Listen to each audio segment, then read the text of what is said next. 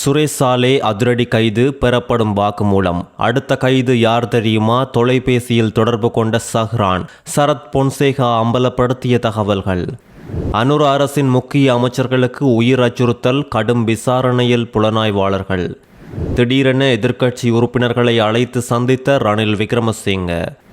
ஜோசித ராஜபக்சவின் பாட்டி டெய்சிக்கு முக்கிய வழக்கிலிருந்து இன்று விடுதலை. அதிகாரத்தை தக்கவைக்க பாதாள குழுவுடன் தொடர்பில் இருந்த அரசியல்வாதிகள், அம்பலப்படுத்திய அமைச்சர். முன்னாள் சமூக சேவை உத்தியோகத்தர் ஊழல் குற்றச்சாட்டில் கைது. கிளிநொச்சியில் ஆயுதங்களை தேடி அகழ்வு பணி. இன்னும் உயிரோடு இருக்கும் LTTE நாமலை நிராகரித்த பின்னணி. அஸ்வசும கொடுப்பனவு நாட்களில் அதிகரித்த மதுப்பாவனை.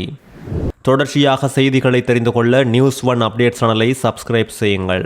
முன்னாள் அரச புலனாய்வு தலைவரும் ஓய்வு பெற்ற மேஜர் ஜெனரல் சுரேஷ் சாலே உயிர்த்த ஞாயிறு தாக்குதல்கள் குறித்த விசாரணைக்காக கைது செய்யப்பட்ட நிலையில் 72 மணி நேர தடுப்பு காவல் உத்தரவின் கீழ் விசாரிக்கப்பட்டு வருகின்றார். உயிர்த்த ஞாயிறு தாக்குதல் குறித்த ஆதாரங்களை வைத்து சுரேஷ் சாலே கைது செய்யப்பட்டதாக மேல் மாகாணத்துக்கு பொறுப்பான மூத்த DIG சஜீவ மெதவத்த தெரிவித்துள்ளதோடு, உயிர்த்த ஞாயிறு தாக்குதலின் பிரதான சூத்திரதாரியான சஹ்ரான் 2012ஆம் ஆண்டு முதல் சுரேஷ் சாலேவுடன் தொலைபேசியில் தொடர்பு கொண்டிருந்ததாக ஈஸ்டர் குண்டு தாக்குதல் ஜனாதிபதி விசாரணை ஆணைக்குழு முன்னிலையில் தான் தெரிவித்துள்ளதாக சரத் பொன்சேகா 2023ஆம் ஆண்டு செப்டம்பர் மாதம் 21ஆம் தேதி நாடாளுமன்றத்தில் உரையாற்றிய போது தெரிவித்திருந்தார்.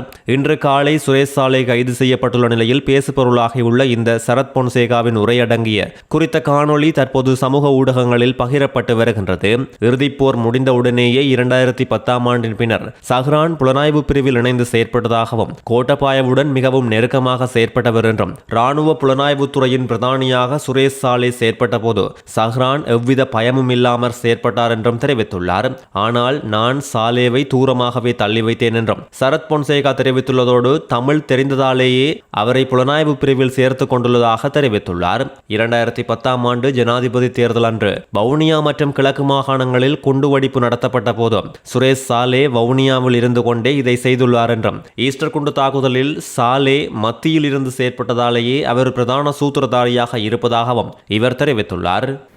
நாட்டின் பாதுகாப்பு கேள்விக்குறியாகியுள்ளதாக பொது பாதுகாப்பு அமைச்சர் மீது விமர்சனங்கள் எழுந்து உடனடியாக பதவி விலக அழுத்தங்கள் வரும் நிலையில், பொது பாதுகாப்பு அமைச்சர் ஆனந்த விஜயபாலவுக்கும் பிரதி அமைச்சர் சுனில் வட்டக்கலவுக்கும் தற்போது விடுக்கப்பட்ட கொலை மிரட்டல்கள் குறித்து குற்றப்புலனாய்வு திணைக்களம் விசாரணையை ஆரம்பித்துள்ளது. புலனாய்வு தகவல்கள் அவிசாவளை போலீஸ் பிரிவில் இருந்து கிடைத்ததன் அடிப்படையில் குறித்த விசாரணைகள் ஆரம்பிக்கப்பட்டுள்ளது.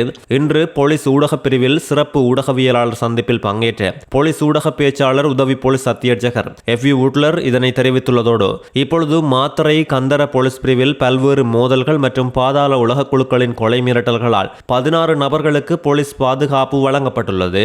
அச்சுறுத்தல்களுக்கு உள்ளானவர்களின் வீடுகளுக்கு அடிக்கடி சென்று போலீஸ் பதிவேடுகளில் பதிவு செய்து வருவதாகவும் போலீஸ் பிரிவு தெரிவித்துள்ளதோடு, கொலை மிரட்டல்களை பெற்ற சிலர் போலீஸ் அறிவுறுத்தல்களையும் புறக்கணித்து பாதுகாப்பற்ற முறையில் சுற்றித் திரிவதாகவும், போலீஸ் அறிவுறுத்தல்களை மீறி சுற்றித் திரிந்த ஒருவர் சமீபத்தில் அடையாளம் தெரியாத துப்பாக்கிதாரிகளால் சுட்டுக் கொல்லப்பட்டதாக போலீசார் தெரிவித்துள்ளனர். முன்னாள் ஜனாதிபதி ரணில் விக்ரமசிங்க ஜனநாயகத்தின் ஓர் அங்கமான பல கட்சி ஆட்சி ஜனநாயக முறையை பாதுகாப்பதற்கு நாம் கடமைப்பட்டுள்ளோம் என்றும், எங்களுக்குள் கருத்து வேறுபாடுகள் இருந்தாலும் குறித்த கருத்துக்களில் எமக்கிடையே ஒற்றுமை உள்ளதாக கொழும்பு புலவர் வீதியில் அமைந்துள்ள அரசியல் அலுவலகத்தில் திடீரென பல கட்சிகளின் முக்கியஸ்தர்களோடு கலந்து கொண்டு தெரிவித்துள்ளார். பல கட்சி ஆட்சி ஜனநாயக முறைமைக்கு இன்று கடும் அச்சுறுத்தல் உண்டாகியுள்ளது. இந்த அச்சுறுத்தல்களுக்கு நாம் முகம் கொடுக்க வேண்டும். நாட்டில் உள்ள சட்டத்தரணிகளை பயமுறுத்துதல் மற்றும் சமூக ஊடகங்கள் பௌத்த பிக்குகளுக்கு எதிராக விசம பிரச்சாரங்கள் நடைபெறுகின்றது.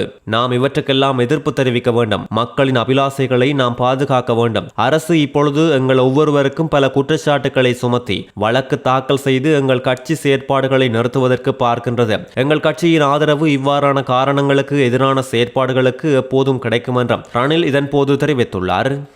கடந்த காலங்களில் அரசியல் அதிகாரத்தை தக்க வைத்துக் கொள்ளவே அரசியல்வாதிகள் ஒழுங்கமைக்கப்பட்ட குற்றவாளிகள் மற்றும் போதைப்பொருள் கடத்தல்காரர்களின் உதவிகளை பெற்றுக் கொண்டுள்ளனர் என்று பொதுமக்கள் பாதுகாப்பு மற்றும் நாடாளுமன்ற விவகார அமைச்சர் ஆனந்த விஜயபால தெரிவித்துள்ளார். ஒரு குறிப்பிட்ட திசையிலேயே இந்த குற்ற செயல்கள் வளர்ச்சியடைந்துள்ளதோடு அரசியல் ஆதரவுடனேயே பாதாள உலக செயற்பாடுகளும் போதைப்பொருள் கடத்தலும் விரிவடைந்தது என்று தெரிவித்துள்ளார். அரசியல்வாதிகள் இதனை காசு கொடுத்து வளர்த்தெடுத்தனர் என்றும் ஆட்சி அதிகாரத்தை தக்க வைக்க பாதாள உலகத்தையும் ஒழுங்கமைக்கப்பட்ட குற்றவாளிகளையும் அரசியல்வாதிகள் பயன்படுத்தியுள்ளதாக தெரிவித்துள்ளார். போதைப் பொருளால் ஈட்டப்பட்ட பணம் தான் இதற்காக பயன்படுத்தப்பட்டது.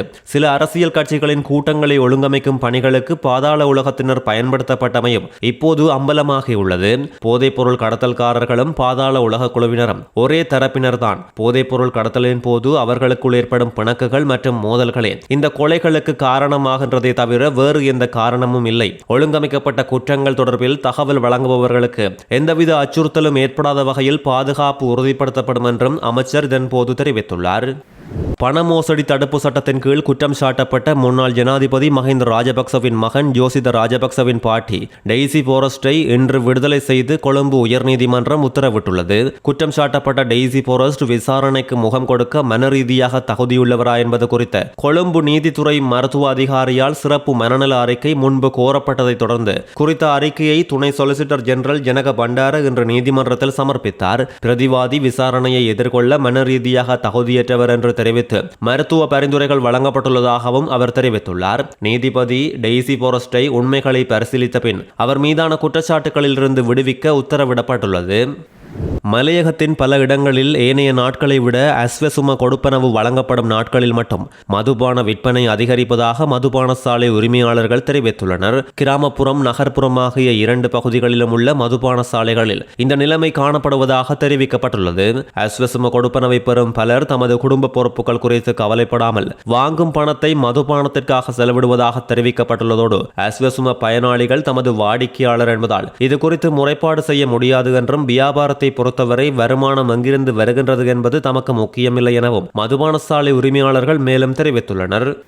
புலம்பெயர் அமைப்புகளின் தலையீடுகளினாலேயே இறுதியில் நாமல் ராஜபக்சவின் உரையாடல் வாய்ப்பை ரத்து செய்ய பல்கலைக்கழக மாணவர் சங்க அதிகாரிகள் தீர்மானித்ததாக முன்னாள் பாராளுமன்ற உறுப்பினர் சஞ்சீவ எதிரிமன்ன தெரிவித்துள்ளதோடு புகழ்பெற்ற ஆக்ஸ்போர்ட் மற்றும் கேம்பிரிட்ஜ் பல்கலைக்கழகங்களின் மாணவர் சங்கங்களில் உரையாற்றுவதற்காக நாமல் ராஜபக்சவுக்கு உத்தியோகபூர்வ அழைப்பு விடுக்கப்பட்டிருந்தது. இது ஒரு நபருக்கு மிக அரிதாகவே கிடைக்கக்கூடிய பெருமதிமிக்க வாய்ப்பு என்றும் தெரிவித்துள்ளார். நாமல் ராஜபக்சவுக்கு கிடைத்த இந்த அழைப்பு மற்றும் அது ரத்து செய்யப்பட்டமை வரை ஒட்டுமொத்த செயல்முறையை ஆய்வு செய்யும் போது 3 முக்கிய அரசியல் உண்மைகள் தெளிவாகுவதாக அவர் வெளிப்படுத்தியுள்ளார். முதலாவது, நாமல் ராஜபக்ச கட்டியெழுப்பியுள்ள அரசியல் அடையாளம். அவரது ஆளுமைக்கு உலகளாவிய ரீதியில் ஒரு அங்கீகாரம் கிடைத்துள்ளதை இந்த அழைப்பு உறுதிப்படுத்தியுள்ளது. இரண்டாவதாக, LTTE அமைப்பை பௌதீக ரீதியாக இலங்கையில் தோற்கடிக்கப்பட்டாலும் அதன் சித்தாந்தம் உலகளவில் இன்னும் உயிர்ப்புடனேயே உள்ளதாக தாங்கள் நீண்ட காலமாக கூறி வந்த விடயம் இதன் மூலம் மீண்டும் நிரூபிக்கப்பட்டுள்ளது.